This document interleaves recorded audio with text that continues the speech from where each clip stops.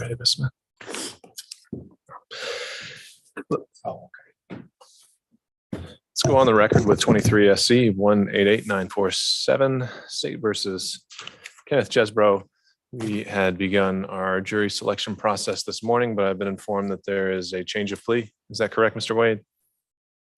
That's correct, Judge. Is that correct, Mr. Grumman? Yes, Your Honor. All right. Was this negotiated? It is, Judge. All right.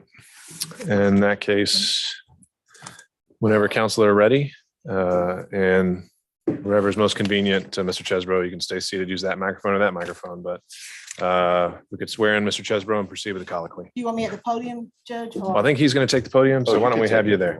Sorry. You stand right here. Okay. Probably need you where we can hear you. Oh, did we really? Yes, okay. I can stand. Can you hear me from here? Okay, cool.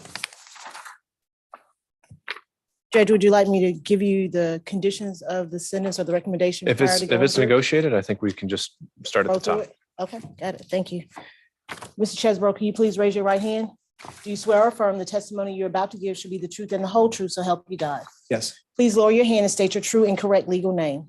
Kenneth John Chesebro. And are you the Kenneth John Chesebro named in the indictment 23 SC 188947? Yes, Are you under the influence of any drugs, alcohol, or medication today? no, Is there any medication that you should be taking that you have not taken today? no. How old are you and how far did you go in school, sir? 62, I went through law school. Are you able to read, write, and understand the English language? Yes, Have you gone over the indictment with your attorney, Mr. Grubman, as well as Mr. Aurora? yes, Do you understand that you were originally charged in count 1 with RICO, count 9, conspiracy to commit impersonating a public officer, count 11, conspiracy to commit forgery, count 13, conspiracy to commit false filings and writings, count 15, conspiracy to commit filing false documents, count 17, conspiracy to commit forgery, count 19, conspiracy to commit false statements in writings? yes, Do you understand that the state that this is a negotiated plea, and as part of that agreement, the state has agreed to null pros counts 1, 9, 11, 13, 17, and 19, and will be moving forward on count 15 only? yes, Has your attorney advised you of the minimum and maximum sentence for count 15, which is conspiracy to commit filing false documents? yes, And do you understand that that carries a minimum of 1 year to a maximum of 5 years to serve? I do. Do you understand that you have the right to plead either guilty or not guilty to this charge? And if you plead not guilty or if you plead not guilty or remain silent, you may receive a jury trial? Yes, Have you reviewed the waiver of rights form with your attorney? I have. And have you signed it as well, Yes, I have. along with Mr. Aurora? Yes, Judge, if I may, I'll sit back to the court. Have you had enough time to speak with your attorney, Mr. Aurora, and Mr. Grubman? yes, Have you had an opportunity to talk with them about all the facts and circumstances regarding the charges in the indictment, including your potential defenses? I have. Do you need more time to discuss your case with either of your attorneys? No, And are you satisfied with their services? yes, Mr. Grubman, do you waive formal reading of the indictment? Yes. Do you waive any and all defects that may lie within that indictment? Yes. Mr. Chesebro, have you been arrested on these charges that lies in indictment 23 SC 188947? yes, The state is unaware of any outstanding warrants related to these charges. Do you or your attorney know of any outstanding warrants that involve these charges? no, No. Do you understand that this is a negotiated plea, which means your attorneys and the state have reached a negotiated recommendation to make to the court? I do. Do you understand that the court is not bound by that recommendation and could sentence you to the maximum penalty for the charges? I do. Do you understand that the recommendation in this particular case as to count 15, conspiracy to commit filing false documents, is 5 years to be served on probation, a $5,000 fine, and that you are, I believe you're asking the court to treat you as a first offender, is that correct? Yes. I'm sorry, $5,000 restitution. You understand that? Yes, And do you understand also special conditions of the probation is that you complete 100 hours of community service, Yes, and that you write an apology letter to the citizens of the state of Georgia? which I have, yes. Yes, and that you truthfully testify at all hearings and trials involving co-defendants in this matter, that you have no communication with co-defendants, witnesses, or the media until all cases have been resolved against all co-defendants. Yes, And do you understand that you must give a full recorded proffer with the state, that you continue to also provide documents and evidence subject to any lawful privileges asserted in good faith? yes, And Your Honor, the defendant has already done an apology letter, which the state will tender into evidence as State's Exhibit number 1. And also this morning, Mr. Chesebro, along with counsel, did give a proffer to the state.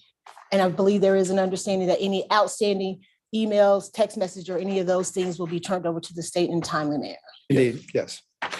Mr. Chesebro, do you understand, as I stated before, if the judge does not follow the recommendation, you can withdraw your guilty plea and go forward with trial? Yes, Do you understand that this is a guilty plea, well, for your case, you're asking for first offender. So once you have completed first offender, you can honestly say that you have not been convicted of a felony. And I'll go over that with you a little bit more. yes, I understand. And do you understand that this plea may be used to enhance sentencing on any other convictions you may have in any other jurisdictions in the state of Georgia or outside of the state of Georgia and in federal courts?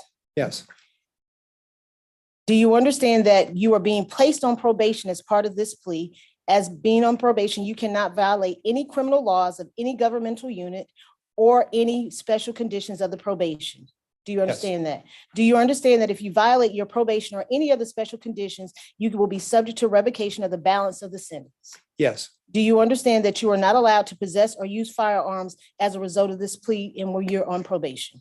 yes, Do you understand that if you are not a United States citizen, this guilty plea will affect your immigration status and will result in deportation, just like a conviction at trial would, and that this is true regardless of any advice your attorney may have given you or anyone may have given you? yes, fortunately, I am.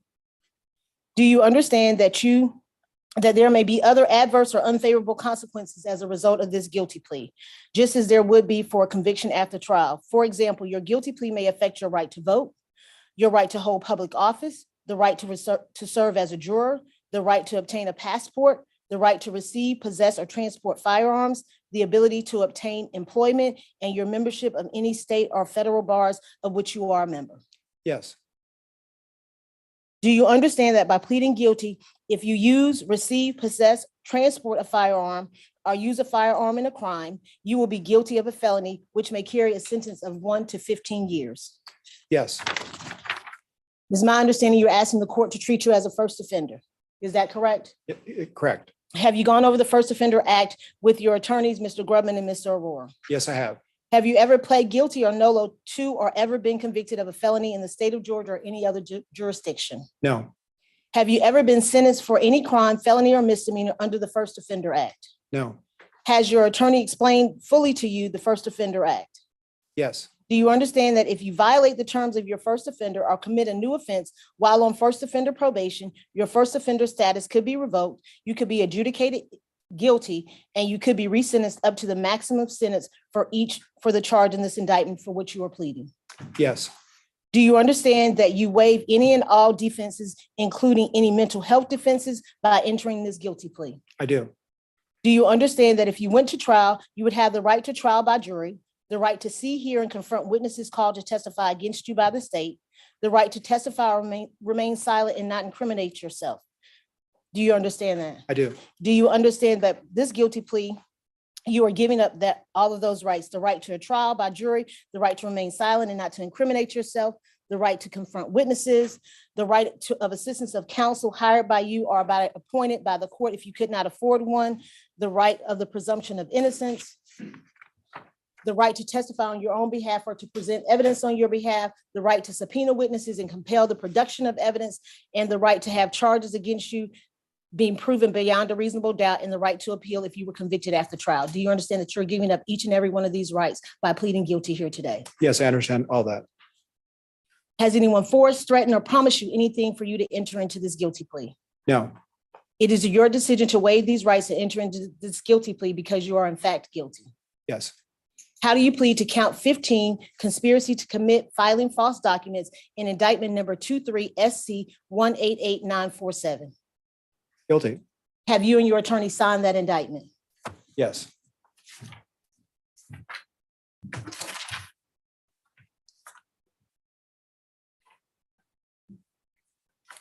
Your Honor, the indictment has been signed and the guilty plea has been.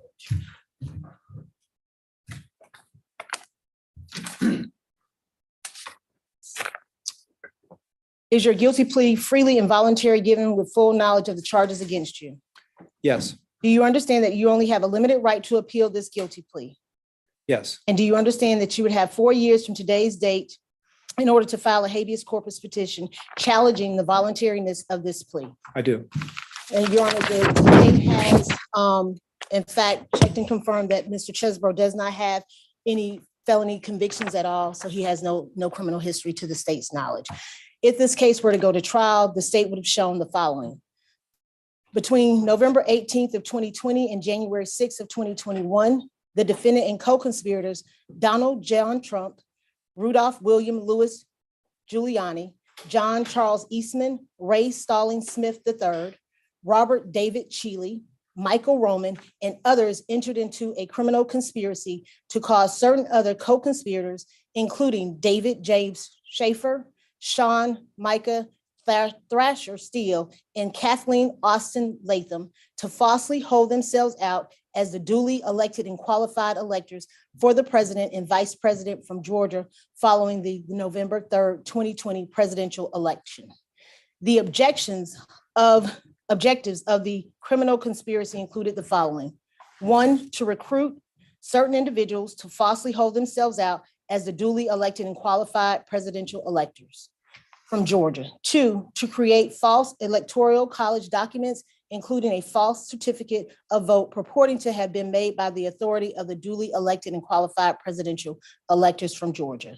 3, to falsely state that co-conspirator Donald John Trump had won all of Georgia's electoral college votes. And 4, to deliver those false documents to the Georgia Secretary of State, the Chief Judge of the Northern District of Georgia, the Archivist of the United States, and the President of the United States citizen being the Vice President. The purpose of creating these and delivering these false documents were to disrupt and delay the joint session of Congress on January the 6th, 2021. By using the false documents from Georgia and other states in an attempt to cause Vice President Michael Pence to violate the Electoral College Act and the United States Constitution. This was part of a multi-state criminal conspiracy to unlawfully overturn the results of the November 3rd, 2020 presidential election in favor of the co-conspirator Donald John Trump, who did not win that election.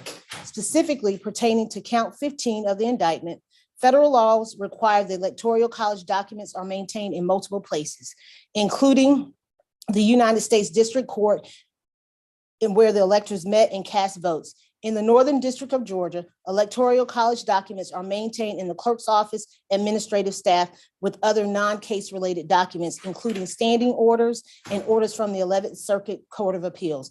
Documents maintained in the administrative safe are public records that can be inspected by members of the public, and members of the public can request certified copies of those documents that contain the clerk's official seal. Overt acts committed to affect this object of the conspiracy included, but are not limited to the following. 1, the defendant created and distributed false Electoral College documents to individuals in Georgia and other states in coordination with Donald John Trump for President, Inc., also known as the Trump Campaign. The defendant provided detailed instructions to co-conspirators in Georgia and other states for creating and distributing these false documents. 3, co-conspirator Donald John Trump and John Charles Eastman solicited the director of the Republican National Committee to assist in recruiting persons to serve as fake electors in Georgia as well as in other states. Co-conspirators Rudolph William Lewis Giuliani solicited persons to serve as false electors and provided strategic instructions to several co-conspirators concerning the execution of the conspiracy in multiple states. 5, co-conspirator David James Schaefer, Sean Micah Thrasher Steele, and Kathleen Austin Latham and others met at the Georgia State Capitol in Fulton County, Georgia on December the 14th, 2020, created false Electoral College documents that falsely stated that the co-conspirator Donald John Trump had received all of Georgia's Electoral College votes and delivered those false Electoral College documents to Congress and other governmental entities. The co-conspirators also attempted to deliver a copy of the false electoral college documents to the Northern District of Georgia for the purposes of filing, entering, and recording those documents in that court, having reason to know that those documents contain materially false statements that the co-conspirators were the duly elected and qualified presidential electors of the state of Georgia. The defendant was also personally present on the grounds of the United States Capitol during the disruption and delay of the joint session of Congress on January the 6th. That would be the factual basis for this plea, Your Honor. Anything else to add, Ms. Young? Nothing further from the state. Is there any recommendation from the state on a behavioral incentive date, which I believe would have to be imposed in this sentence? The state has no issue with that, Your Honor. We understand that it will be as such. But what term would you recommend? 3 years. All right. Mr. Grabman, are you in agreement with that? Yes, Your Honor, just to clarify for the record that given good behavior and following the rules in the statute, that Mr. Chesebro's probation would terminate after 3 years. And are you requesting immediate sealing, Mr. Grabman? Yes, sir. All right. Is there anything else that you'd like to add onto the record, Mr. Grabman? I would just like to thank the court, Your Honor. I know this has been a strain on court resources and a strain probably on your patience. And I know from time to time, I may have been one of the people that caused that, but thank you for your patience. And I really do appreciate it because I think the court's done a great job and we appreciate it on behalf of Mr. Chesebro.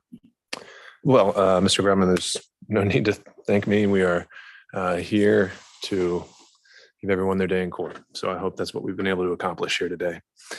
Mr. Chesebro, I have a few questions for you, sir. Do you Okay. understand the remaining charge against you? I do. And you've heard the rights that you would give up by going forward with this plea.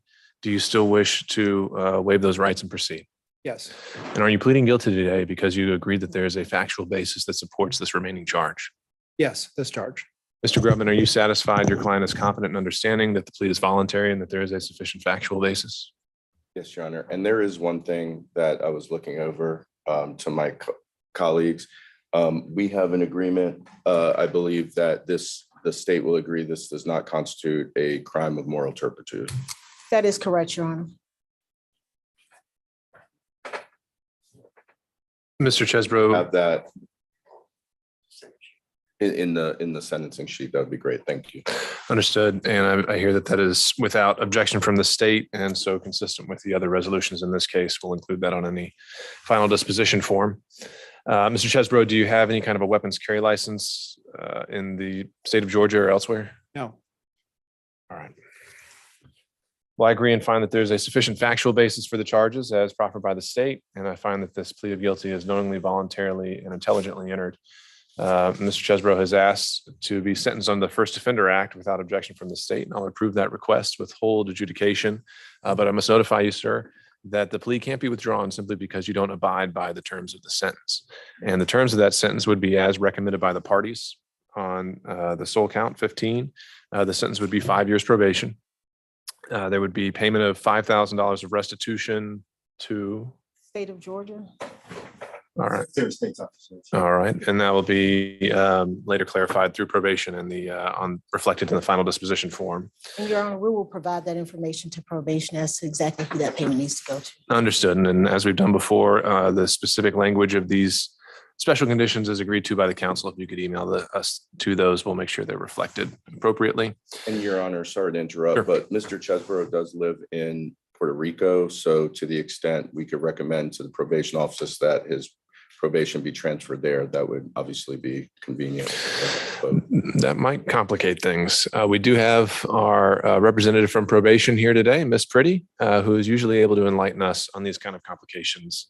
Ms. Pretty, any thoughts when we have someone who's in one of the U.S. territories under supervision?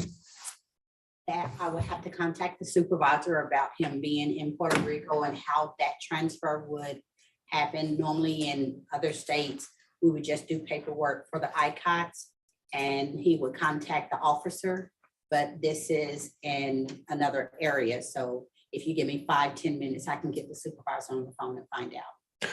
Okay. So The meaning to suggest that this would be something. no, I understand, Mr. Grumman. Let me ask this. Is Mr. Chesebro planning to leave Georgia today, or was he planning to stay here at least for a few days until we sorted things Yeah, out. he was planning on staying here for 3 to 6 months. I would think so. Today, I thought he was most likely, and you could speak up on this topic, that you were gonna probably leave today, or we can. No, I'm perfectly willing to stay for 3 or 4 days to be around to handle the logistical elements of this. No Okay. problem. All right. I think then that's what we have to do to go forward on the plea today. We'll finalize it. And then as we learn from probation, what logistically needs to happen to have it transferred, we can. Usually that takes some time, but I think we'll see what we can do.